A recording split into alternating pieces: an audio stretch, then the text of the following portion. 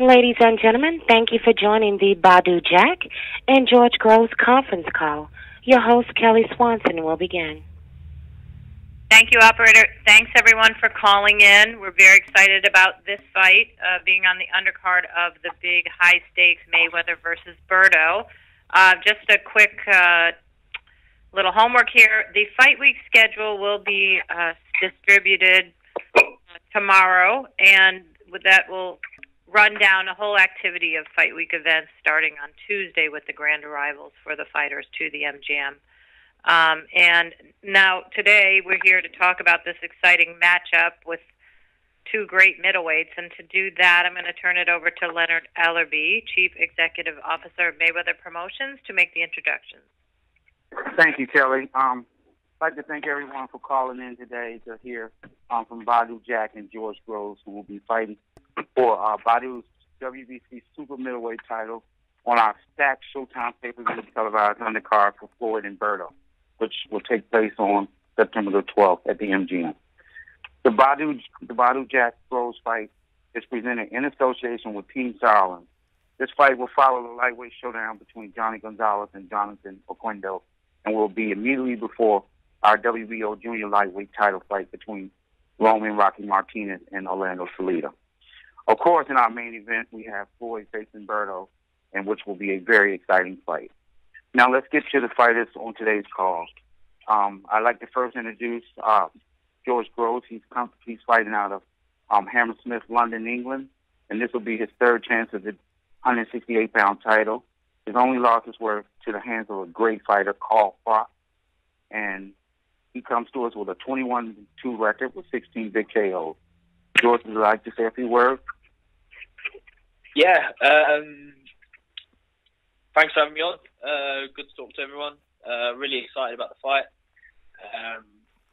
Now in the US now for getting on 2 months, preparing for the fight. So we're in a good place. We're excited and we're ready for action. Good. Thank you. Next, I'd like to introduce Badu Jack. He comes to us with a 19-1 with 1 draw with 12 KOs. He's Mayweather Promotions' own WBC super middleweight champion, and he's fighting out of Stockholm, Sweden. He's living in Las Vegas now. Badu, would you like to say a few words? Hey, how's everybody doing? I'm very, very excited to be a part of this huge event and, defend my title in my adopted hometown, Las Vegas. I'm ready to go. Okay, great. Thanks, guys. Operator, could you please open it up for questions? Ladies and gentlemen, if you have any questions at this time, please press star 1 on your telephone keypad. Again, ladies and gentlemen, if you have any questions at this time, please press star 1 on your telephone keypad.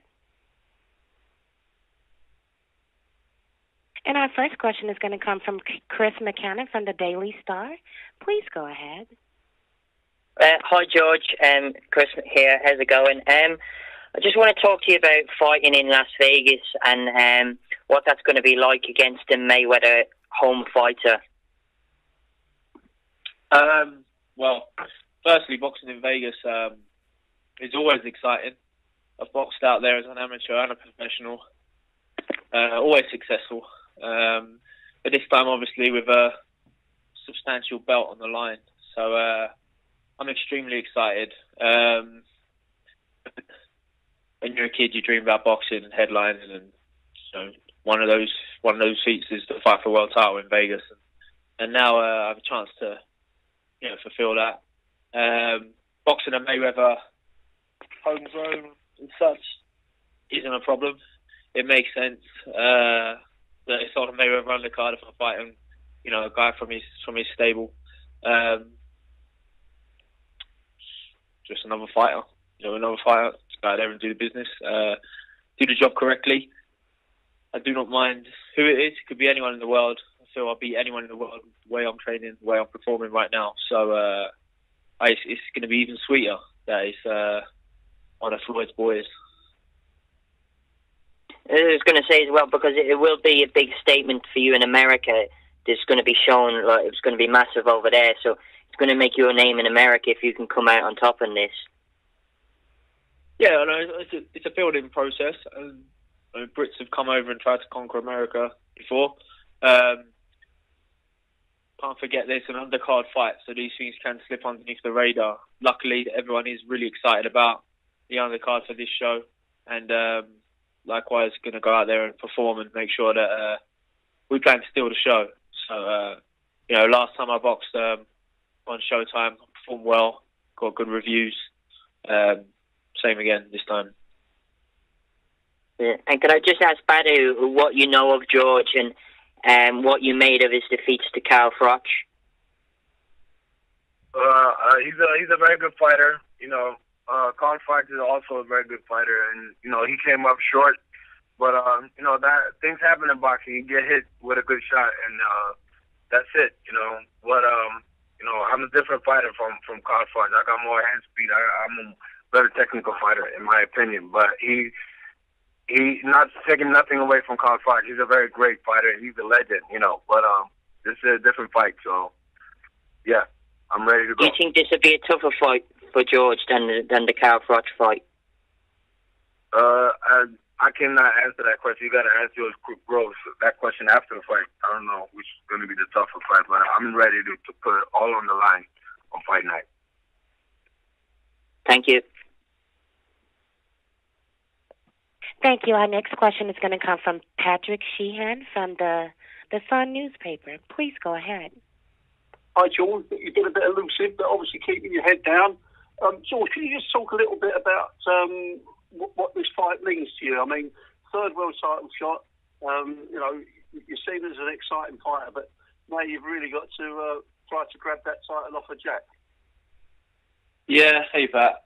I mean, every fight is more vital than the last, more important than the last, and has more to lose, especially once you've lost. So, I came back after losing last year and won the European title, became mandatory for WBC.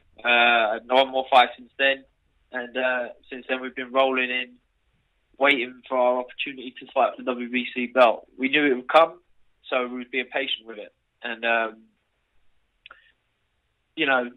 lots of stuff comes with becoming world champion, stuff to be excited about, but I ain't really thinking about any of that, to be honest, Pat, until after this fight. After this fight, then I'll enjoy it. But for right now, this is just a fight.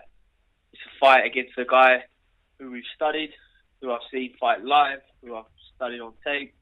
We've studied his mannerisms, we've studied his history, his past, who he's worked with, who he hasn't, his usual setup in the gym, his trainer. And, we conclude that, yes, he's a good fighter. Yes, you need to be on form to beat him, but we haven't left any stone unturned, and we are 100% prepared and confident for the challenge ahead. And for me, it's just a fight. Just a fight back against, it's a good guy, but a guy who isn't as good as me. And because of that, the pressure is always there, but nowhere near as much as what I've faced in the past. And I thrive under pressure to a certain degree, but this time it's nice. I'm away from home. I'm on the B side of the card as usual. Maybe not quite the underdog as I have been before in the past, but people consider it a 50-50 matchup. We're going to go in there and show people that couldn't be further from the truth. We're in a great place, and we're just ready to perform, steal the show, and arrive on the world scene. So all the pressures and all the excitement and everything else that goes with fight for the world championship, I don't feel any of it, because for me it's just a fight. Are you not thinking about winning the belts? We have got plenty of motivation up here in the mountains. We're working hard. It's been a lifelong dream to become world champion. But I feel like the closer this fight's come in, we're just concentrating on Badu Jack. He's the guy we're fighting, and I've been in plenty of fights before. I usually always do well. So, as I say, this is a fight against a good guy, a guy who is not as good as me. And for that reason, we're just looking forward to getting there and performing and winning. and then everything that goes with it. How do you see the fight developing?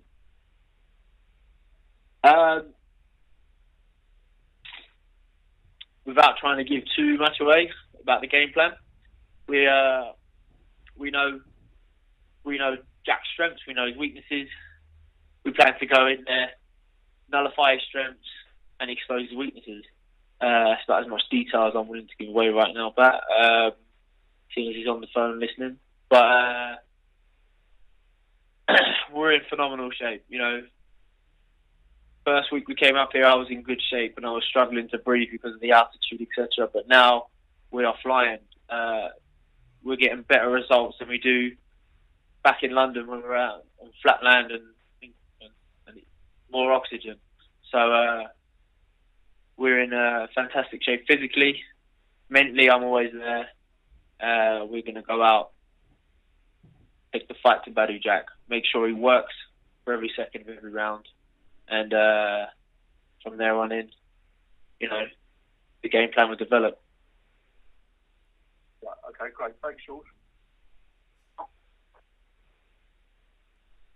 And our next question is going to come from Kylie from All Hip Hop. Please go ahead. Okay, thank you. My first question is for Badu Jack. I've noticed that George Groves, you know, he keeps on saying that it's just a fight with you. And also, arguably, Groves, you know, he's had his opponents, you know, they've been more well-known. But you have the belt. So does it bother you at all, like, that he keeps on talking about, like, it's just another fight? No, absolutely not. You know, for me, it's just another fight. I'm not a trash talker. I don't get into all that, get into your mind and stuff. I'm staying focused on winning the fight. I might seem like a quiet guy and stuff like that, but come fight night, come in the ring, it's going to be a different story, you know. Okay. And for George Groves, just like what you do say, like with this just a fight, and you've said also that, you know, that Badu Jack, you suggested that, you know, there's nothing that you've seen, like with Badu Jack, that isn't anything that you haven't encountered before. Is there any danger, like in some way, that you might overlook Badu Jack? Well, I hope not. You know, I've been away from my family for the last 8 weeks. I've sacrificed an awful lot to prepare myself in the best way possible. So, you know, I haven't taken this fight lightly at all. As I say, we've studied Badu Jack. We've given him the respect to study him, to focus on him, to find out his history, and to find out as much as we can about him, to prepare ourselves to the best of our abilities. We feel we've done that. We say it's just a fight because ultimately, the sooner you come to fight night, that's how it feels. That's how it feels most times. But this time, especially, I'm in here with a guy who is now the world champion, but it's his first defense. So he needs to learn how to be a world champion.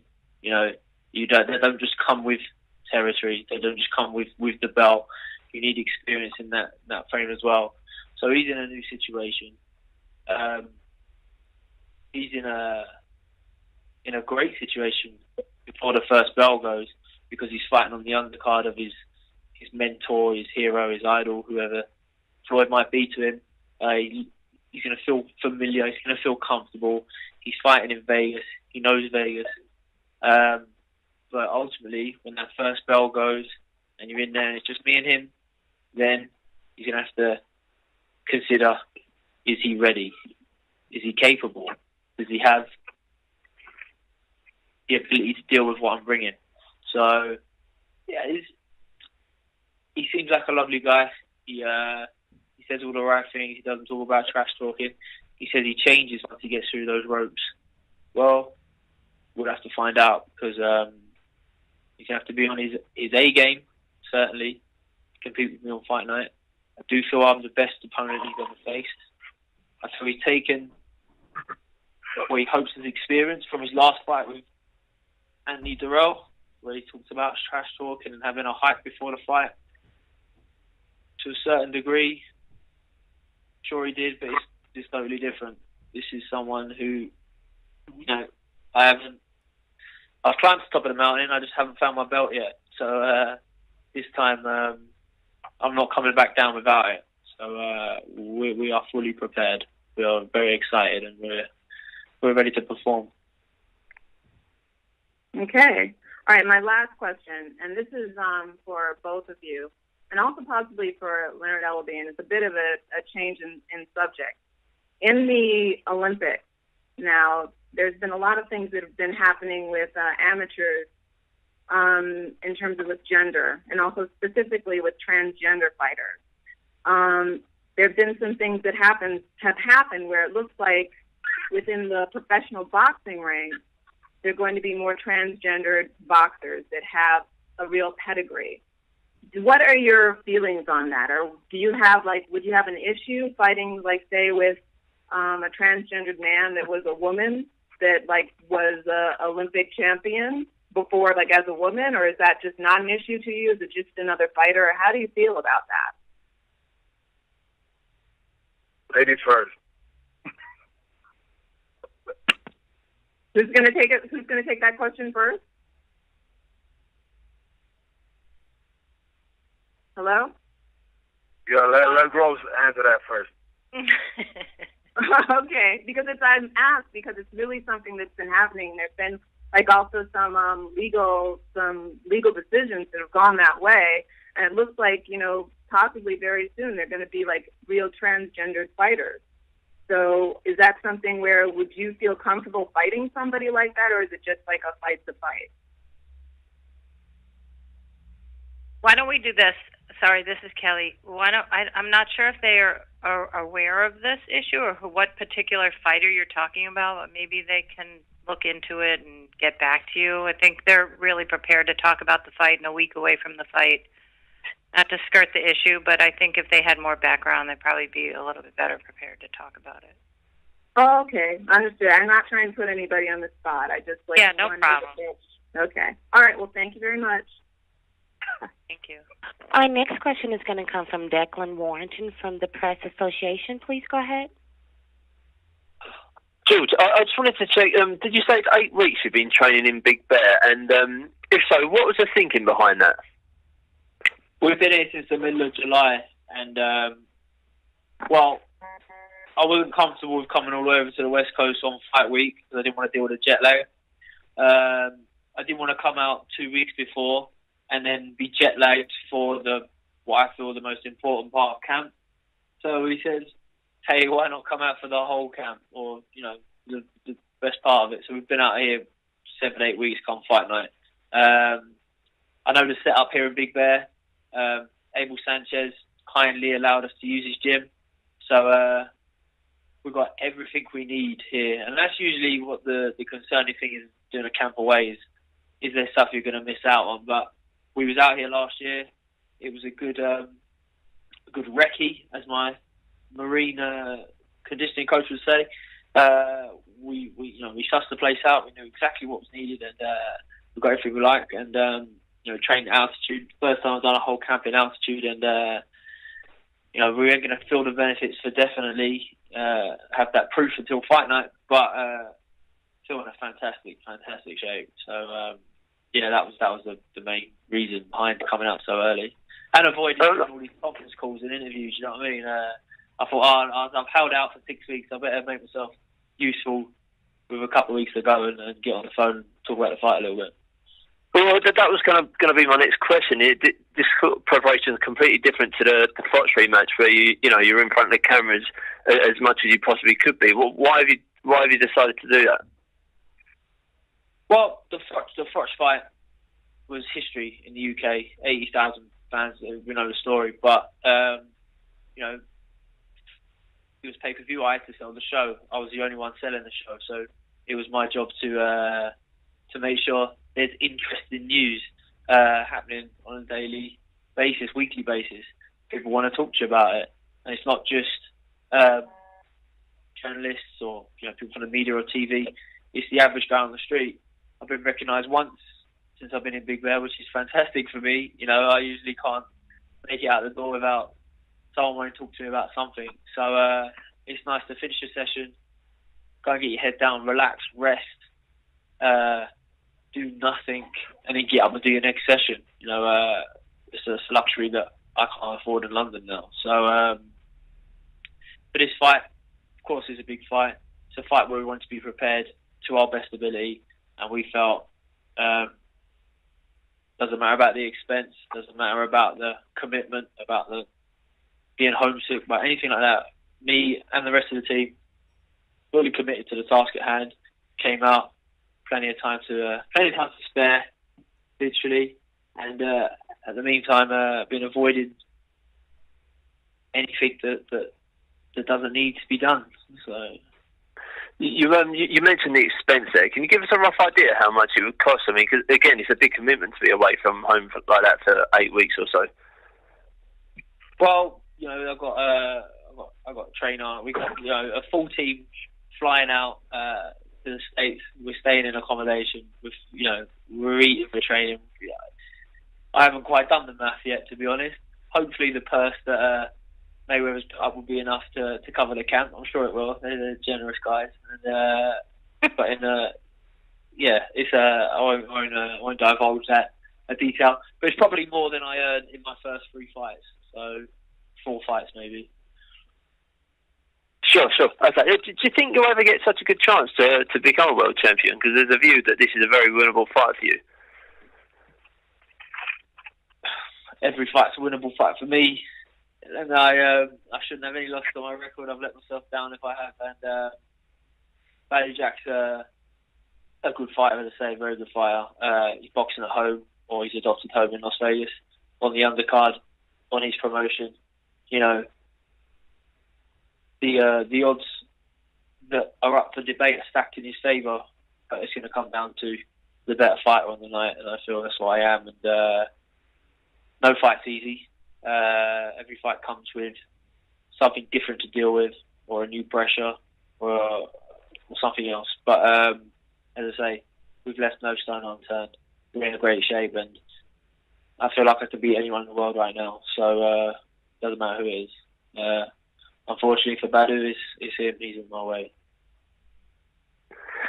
George, with your trainer, Paddy Fitzpatrick, there's been a lot of criticism for him since he became your trainer, which seems quite harsh because, as you know, it takes time for you to get used to each other. Do you think this is the fight when we'll start to finally see how good you two can be as a combination? This might be the fight where people actually pay real attention to the good work we put in. You know, likewise, myself and Paddy have come under criticism since we've been working together, and people feel they have a quick solution to that. But the first fight we had together, we was only working together for 10 weeks, and I shook the champion of the world, and then had Matchroom and the referee take it away from me. Second fight, I was in full control, winning the fight, gaining momentum. Got hit with a shot that knocked me out, probably knocked anyone out. By Carl Froch's account, best shot of his career. You know, hold my hands up, or I probably should have held my hands up then. Fair play to him. He won that fight. Next fight against Christopher Brass. Never been stopped. Because I didn't stop him, I come under criticism. I threw 1,000 shots in that fight, and then I got criticised for having no stamina. I won every round, and we saw what Brass is like, because he boxed recently against Callum Smith and gave Callum Smith, a world of trouble. And then I fight Dennis Duglin, who's I think he trains out of Floyd's gym as well, and knocked him out. Had a bit of a slow start, but knocked him out. So it's easy for people to criticise because we haven't won a world title yet, and it'd probably be easy for people to praise us once we do. So we know we've done good work. We know we've improved. We know that in the gym, we're seeing what we need to see. So as long as I go out and perform, as I intend to, on fight night, I'm sure Paddy and myself will get a little bit more respect. And, but we don't really fight for that anymore. People boo you on the way in and cheer you on the way out, and then boo you again before your next fight. So winning over the hearts and minds and supporters and everything else of fight fans is a difficult task. You're only as good as last interview these days. So, I'm not too fussed about the general perception. As long as we know we're doing the right stuff in the gym, which we do, as long as we're winning, which we are, we're going to go out and perform and become world champion. So you mentioned the stamina thing there. It sounds like that's a criticism that bothers you. Is that the case? I would say it bothers me. Like to use it to my advantage, sometimes you can, you're never going to be as fresh in the first round as you are in the last. You don't ask a marathon runner, once he's finished his marathon, how do you feel? Do you feel better than you did before you started? Not the case, but at the same time, I always finish strong. I've been 12 rounds before in high-intensity fights, fights in which I've won, fights in which I haven't faltered. So it's nice that a few people in the media, usually with an agenda, will say something, and then it catches fire and everyone jumps on it. So anyone who wants to base a game plan around me around stamina, and hoping that I'm going to fade and get tired, I would never do that for any fight, because one day that guy ain't going to get tired, and I certainly ain't going to get tired. I'm going to be full steam ahead from the first second to the last, and we look forward to it. Sure. You mentioned you're training at Abel Sanchez's gym. Does that mean you managed to train alongside Gennady Golovkin at all? Yeah, Gennady's back in the gym now. He did a media tour a week or two ago. He's a lovely guy. We haven't trained together as such. He's sort of in the gym finishing up as I get in. We have the gym for ourselves, which is, again, a nice thing for people to do. But it's nice to be in a gym full of winners and champions, Something I train in my own gym, so it's up to me to win, to, put my own picture on the wall. Something that Badu probably enjoys, having one of the greatest fighters of our era in the gym, although they probably don't train together. He probably trains before him. But likewise, someone like Golovkin, I feel, is one of the best in the world right now, pound for pound. It's nice to be around winners. Sure. And this question for Badu. Badu, in England, there's a view that you're actually quite an easy opponent for George Groves. What's your reaction to that? I like it. I was an underdog against Anthony Durrell as well. And, we saw what happened there. It's less pressure, So, I like it. Thank you. There's Anthony Durrell now. I can hear him. Our next question is going to come from Jake Donovan from theboxingscene.com. Please go ahead.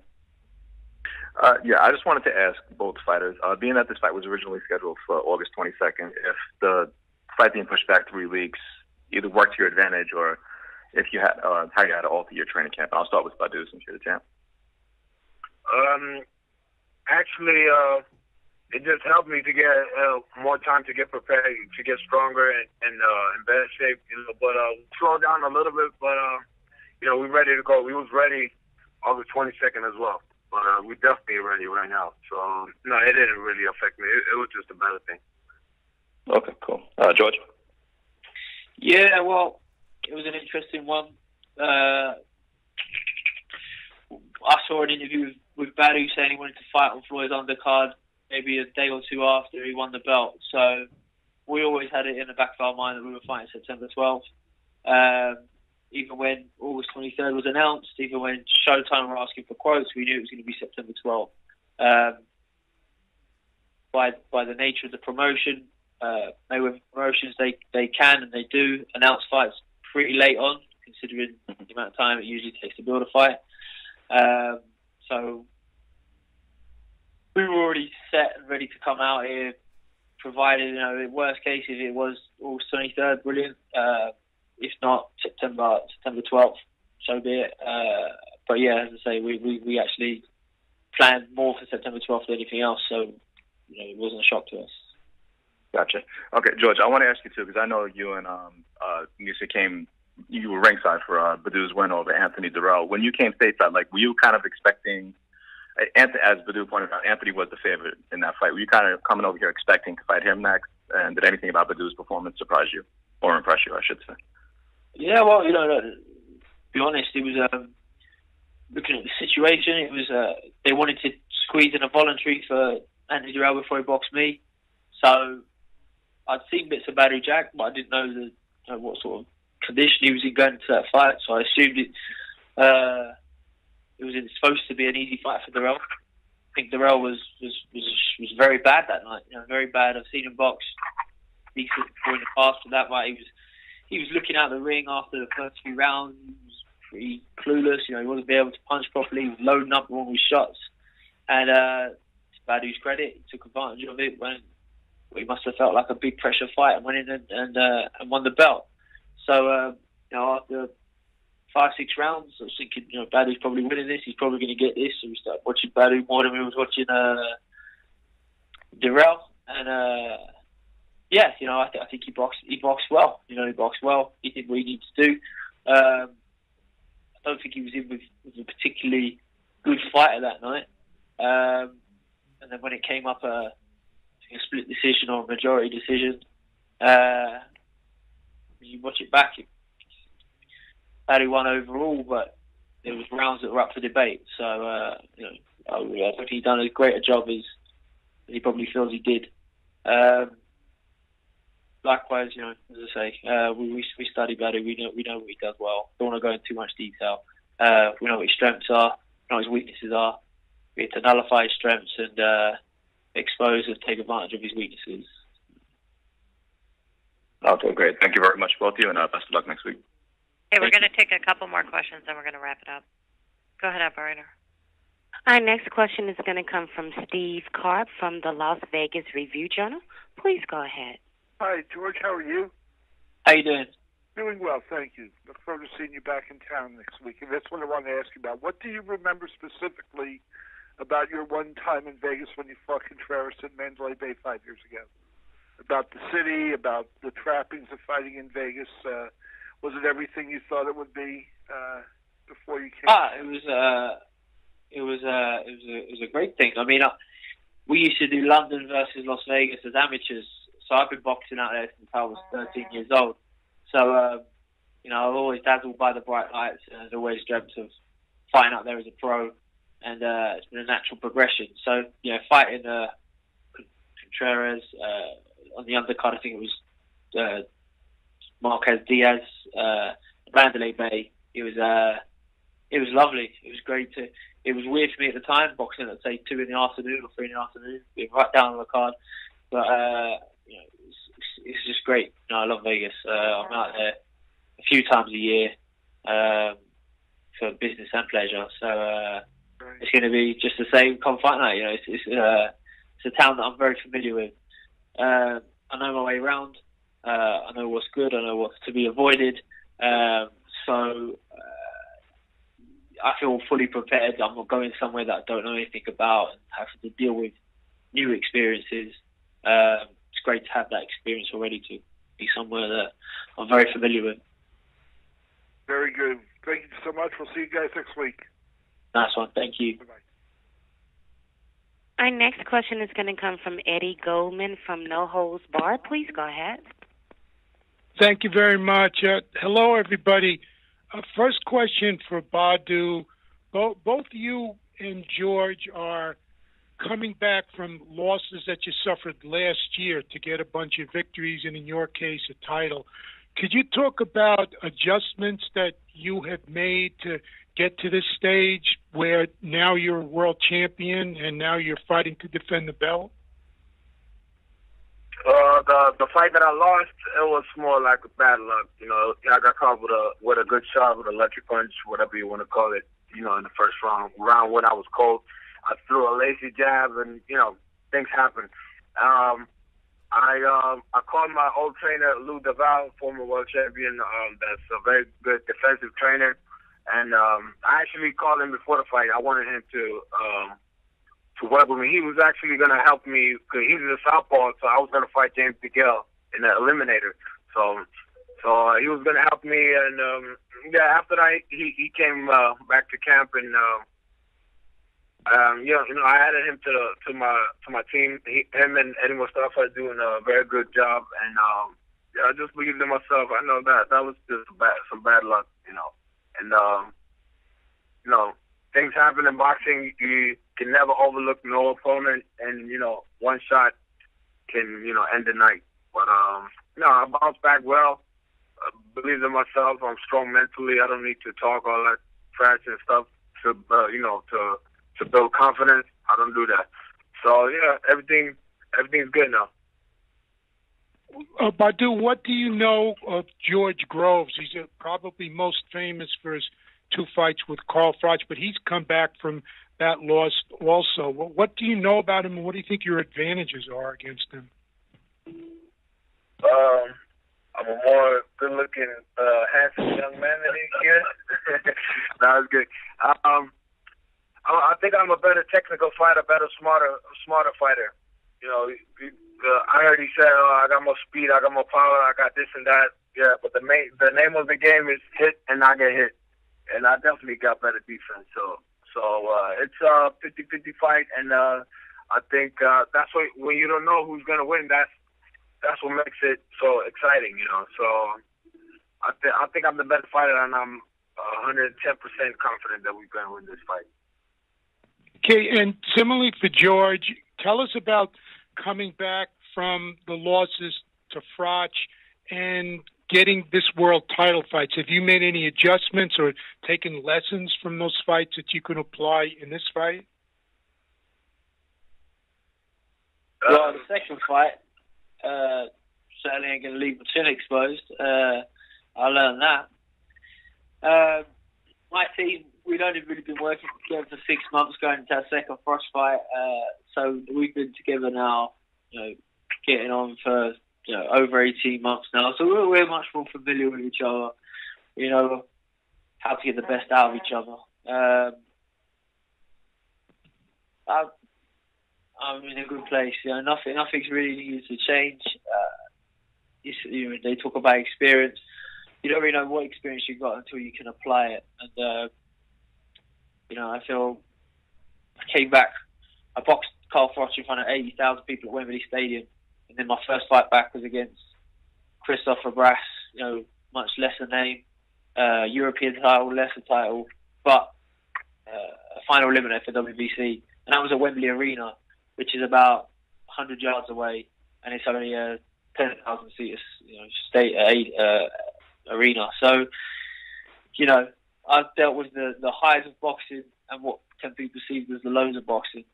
If you'd asked me, am I going to, sell out Wembley Arena as a kid, I'd be excited. But after selling out Wembley Stadium, it doesn't have quite the same buzz. So, I've had turbulent times.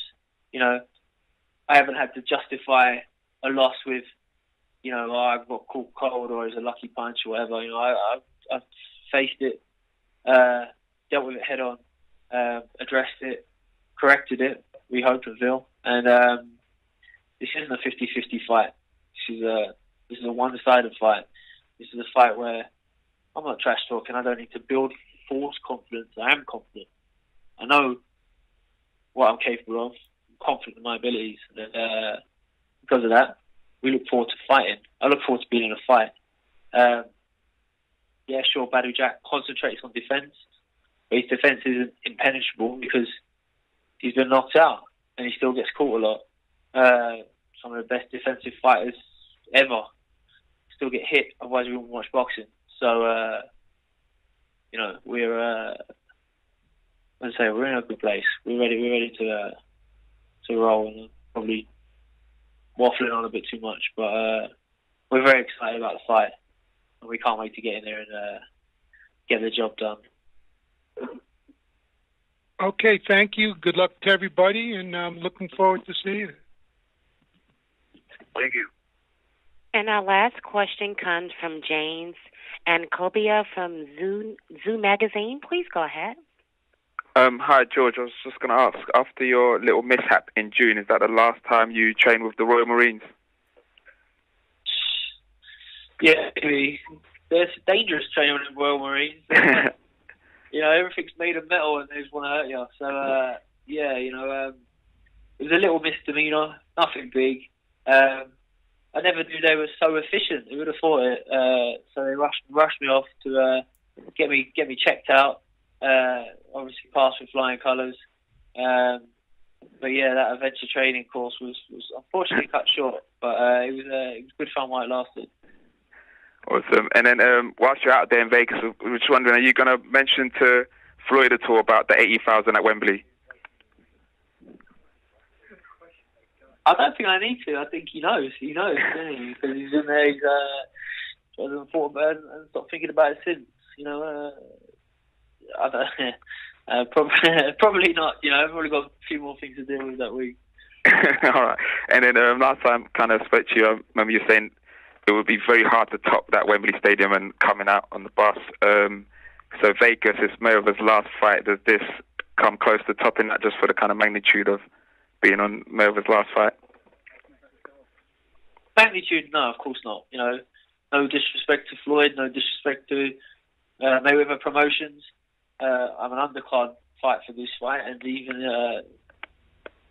Floyd would say that this is not his biggest fight. So no, but it's a big fight. It's an exciting fight for me. Fighting for a world title, whether undercard or not, in Las Vegas, is what people all around the world dream of. So it's exciting for me.